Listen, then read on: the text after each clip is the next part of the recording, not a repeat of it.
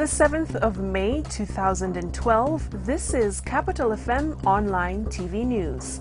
In the headlines, Raila cracks the whip expelling NHIF bosses over controversial payments. Tullow strikes more oil in Turkana exploration. 3 people missing after Westlands building collapses. And Gatanga remains top in the use of constituency development cash. Good evening, I'm Victoria Rubadiri.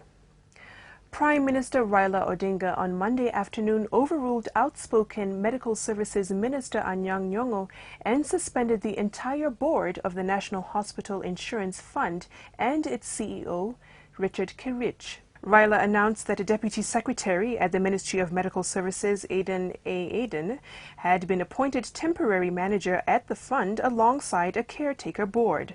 The decision was made after the PM held consultations with Nyong'o and the head of civil service, Francis Kimemia. The PM said that the board will stay suspended for 3 months, awaiting investigations into the dubious payments at the health insurer.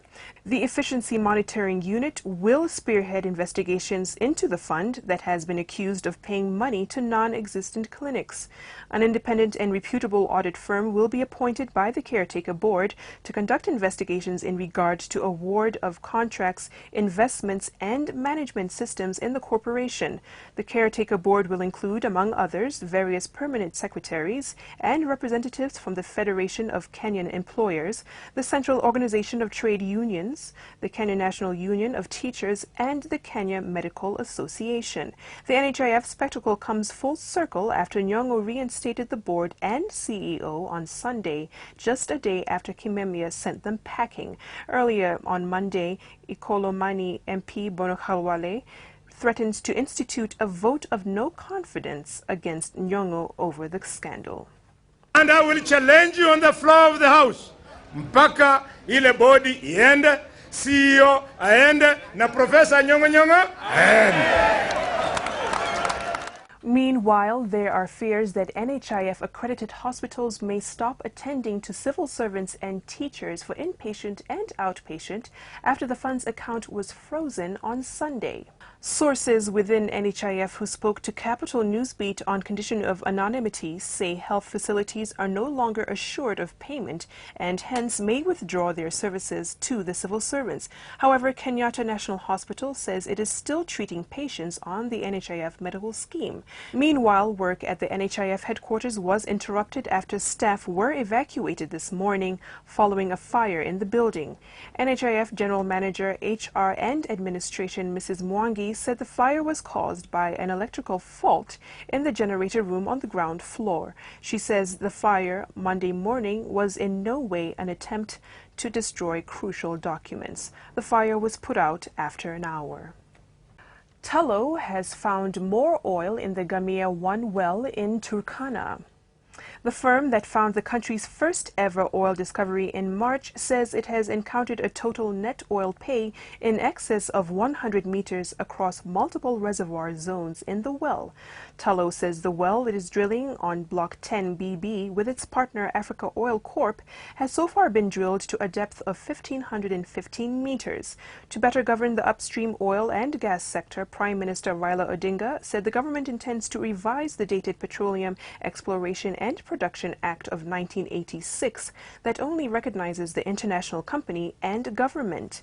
As far as revenue management and transparency in the sector, Raila says he is confident that the commercial terms and conditions in the production sharing contracts that give the government at least 55% are fair recovery of revenue.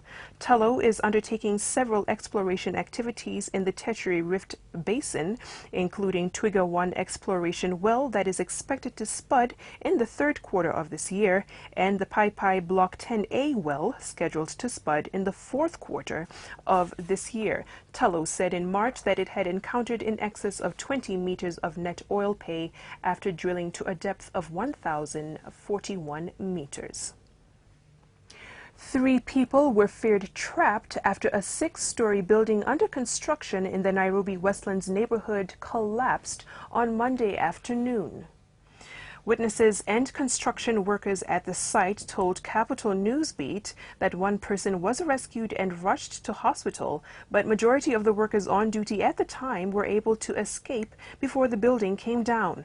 The residential building that was under construction is located just behind Westlands Primary School and is adjacent to another 6-story building that is also under construction. Construction workers interviewed said a guard on duty had blocked them from getting out of the compound because he locked the gate and declined to give them the key as they ran to safety. The building was nearing completion and workers present had been putting up final touches. And that does it for our top stories of the day. Thank you for joining us. I'm Victoria Rubadiri.